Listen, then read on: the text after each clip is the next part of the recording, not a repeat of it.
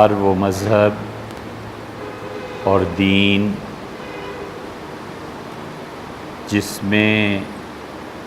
دو باتیں آ جائیں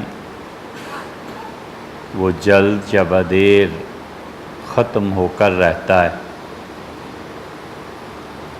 دنیا کی کوئی طاقت اس مذہب کو باقی نہیں رہنے دیتی، اور پھر اگر وہ مذہب سچا ہو تو یہ دو چیزیں اللہ کے عذاب کو دعوت دیتی ہیں ان لوگوں کے لیے جو ان دو چیزوں کے موجد بنتے ہیں۔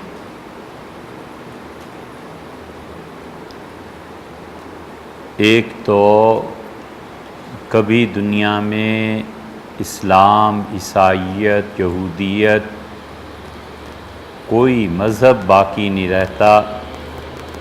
جب اس کے نفاذ میں جبر کیا جائے۔ اللہ تعالیٰ نے انسان کو آزادی دی ہے، آزادی سے نوازا ہے،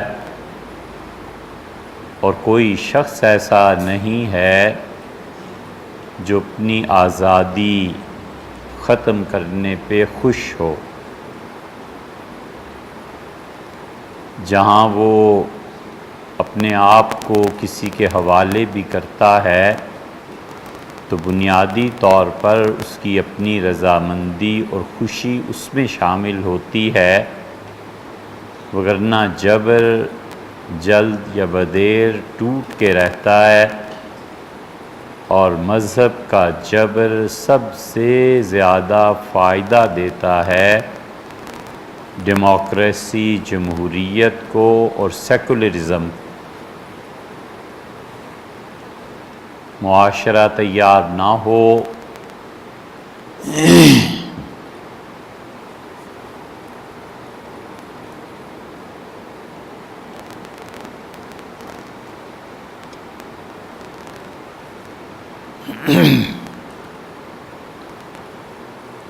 تو دین کو جبر سے نافذ کرنے کی کوشش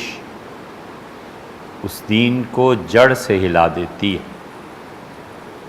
اور جتنا جبر زیادہ ہوتا ہے اتنی ریٹیلیشن اگلی نسلوں میں بڑھ جاتی ہے، اور اسی طرح فرد پہ بھی اگر دین کے معاملے میں جبر ہوگا تو اس کا فائدہ سیکولرزم کو، بے دینی کو ہوگا، اور فرد بغاوت کرے، کہے گا نہیں مانتا۔ اور اگر محبت سے اسے سمجھایا جائے اور یہ سوچ کر اسے چھوڑ دیا جائے کہ یہ جو گناہ ہے یہ اس کی خوشی نہیں ہے، یہ حالات کے جبر کا نتیجہ ہے، اور مجھے ان حالات کے جبر کو توڑنا ہے اور صحیح راہ دکھانی ہے، پھر اصلاح ہو جاتی ہے اور اللہ کی طرف تعلق کا راستہ کھلتا ہے۔ یہ بات ہمیشہ ذہن میں رہنی چاہیے کہ کسی بھی شخص کے جن گناہوں پر ہمیں غصہ آتا ہے، بچوں کی حرکتوں پہ، گھر میں اور چیزوں پہ، جسے ہم سمجھتے ہیں کہ بڑا گناہ گار ہے، یہ ہمیشہ سوچنا چاہیے کہ اصلاً گناہ گار ہے یا حالات کے جبر کی وجہ سے گناہ گار۔ حالات کا جبر جس گناہ کو پیدا کرتا ہے، اللہ کے ہاں وہ گناہ معافی سے زیادہ قریب ہے بنسبت اس گناہ کے جس میں حالات کا کوئی جبر نہیں۔ کوئی جبر حالات کا نہیں ہے اور وہ اٹھ کے ایک آدمی کو قتل کر دیتا ہے، یہ ایسی چیز ہے جو اللہ کی نظر میں بہت زیادہ قابل گرفت ہے۔ اور ایک چیز یہ ہے کہ حالات کا جبر اسے مجبور کرتا ہے کہ یہ ہر وقت مجھے تنگ کرتا ہے، ہر وقت مجھے تانے ملتے ہیں، ہر وقت یہی بک بک ہوتی رہتی ہے، اس حالات کے جبر سے مجبور ہو کر وہ جو قتل کرتا ہے، تو قیامت میں اگر خدا اس سے پوچھے گا کہ کیوں قتل کیا، تو اس سے بھی پوچھے گا کہ تمہارا کردار کیا تھا، تم ایک آدمی کو کیوں ستا رہے تھے۔ شوہر جبر کرتا ہے بیوی پہ، اور وہ کہتا ہے جبر سے کہ یہ نیکی کا کام ہے، کرو،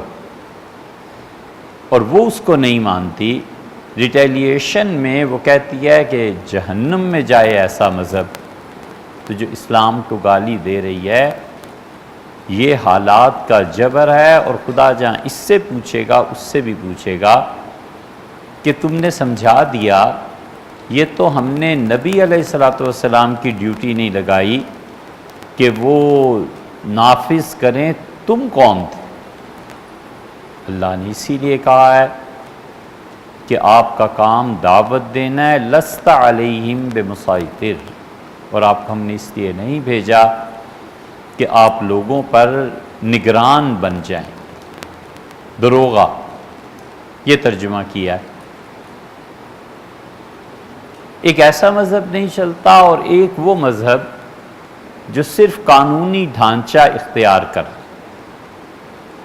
اتنے فرائض ہیں نماز کے، اتنی سنتیں ہیں، یوں سجدہ کرنا ہے، یوں بیٹھنا ہے، اپنی جگہ پہ بالکل برحق ہے، لیکن اس قانونی دین میں اگر وہ جذبات شامل نہیں ہوں گے جو انسانی فطرت کا تقاضا ہیں، تو یہ قانون کا ڈھانچہ آج نہیں تو کل ٹوٹ کے رہے۔ پوری عیسائیت اور یہودیت، یہ دونوں مذاہب اسی لیے برباد ہو گئے کہ وہ قانونی ڈھانچے میں ڈھل گئے، اور جہاں کسی نے پکڑ لیا قانون کی دفعات سنا دی، یہ گناہ کیا ہے، اس کی یہ سزا ہے، اس کی یہ سزا ہے، اس کی یہ سزا ہے، اچھا کیسے کیا ہے، پھر اس کی یہ سزا ہے، اچھا ایسے ہوا ہے، پھر مجرم کا، پھر یہ سارا ایک قانونی ڈھانچہ بن گیا۔ اور اس کی آسان مثال یوں سمجھو کہ آدمی کو یہ پتہ ہو کہ نماز میں کتنے فرض ہیں اور سنتیں کتنی ہیں اور واجب، اور وہ 5 سال 10 سال یہ سارا سبق یاد کر کے نماز پڑھتا رہے، اور اسے کوئی نہ سکھائے کہ اللہ کی بندگی کا یہ مظہر ہے جو آپ نماز پڑھتے ہیں، اللہ سے محبت کے اور اظہار ہے، یہ علامت ہے اللہ کے خوف کی۔ یہ جو خوف اور محبت اللہ کے ساتھ تعلق ہے نا، اگر یہ اس قانونی دین میں نہیں ہے تو یہ ڈھانچہ ٹوٹ جائے گا۔ کوئی چیز اسے سردیوں میں گرم بستر چھوڑ کے، اور کوئی چیز اسے گرمی کے اتنی طویل دوپہروں اور اتنے طویل دنوں کے گرم روزے لو چلتی ہوئے میں نہیں رکھوا سکتی، جب تک کہ اللہ کا خوف یا اللہ کی محبت یہ چیز آمادہ کرتی ہے، اللہ کی طرف جانے کا شوق آمادہ کرتا ہے۔